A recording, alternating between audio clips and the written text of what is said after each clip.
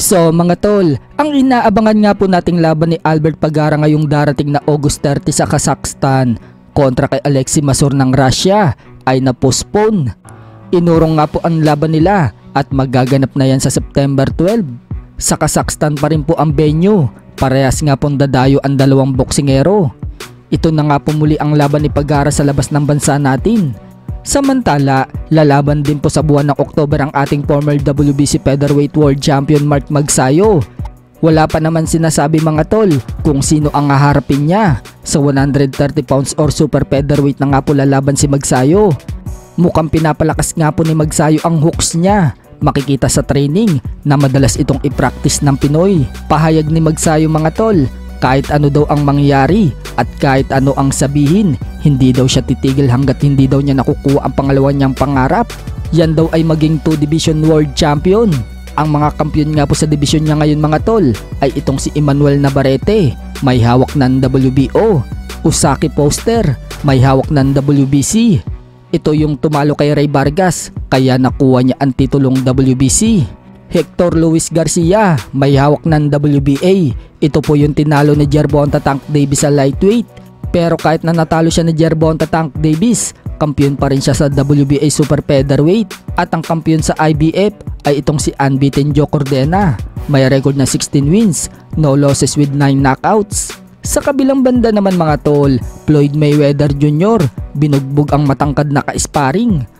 Makikita sa video mga tol na binugbog lang ni Mayweather ang matangkad na boksingero. Kahit na may edad ng 40 sa si Mayweather, nandoon pa rin ang galaw niya. Sabi nga ng mga fans mga tol, pwede pa daw lumaban at bumalik si Mayweather sa pro. Sa kabilang dako naman mga tol, may kumakalat nga po na sinasabing hinihintay lang daw ni Naoya Inoue na tumanda si Janrel Casimero bago daw nito palagan. Pero buwelta nga po dyan ang head coach at kapatid ni Cuadro Alas na si Jason Casimero.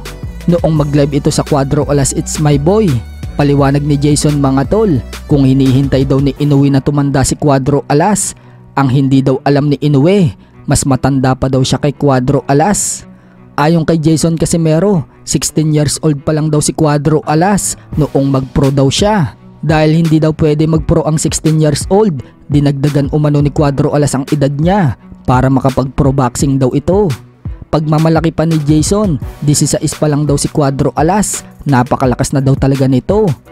Binugbog lang daw ni Cuadro Alas ang mga kampiyon sa Asia. Hindi ko alam kay Naoya Inoue, hinihintay lang ni Naoya Inoue na tumanda si Tata. Hindi niya alam na mas matanda pa siya.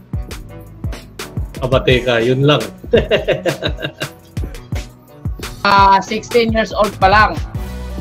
So ni Tata mag-pro. So ngayon, gagawin nating pro si Tata ng legal. So kailangan dagdagan natin yung edad niya para maging pro. Nakuha niyo yun guys. Kaya yung sinabi ni Naoya Inoue na na hihintayin ni Tata, hihintayin ni Inoue na tumanda si Tata. Sino yung tatanda? Si Tata ba o si Inoue? Kasi si Tata nung maliit pa lang si Tata, edad pa lang niya 16. Grabe, sobrang lakas na niya. Yung mga champion dati sa Asia, sila Batawang, Bert Batawang, binugbog lang ni Tata kahit lumabas pa yan si Bert Batawang.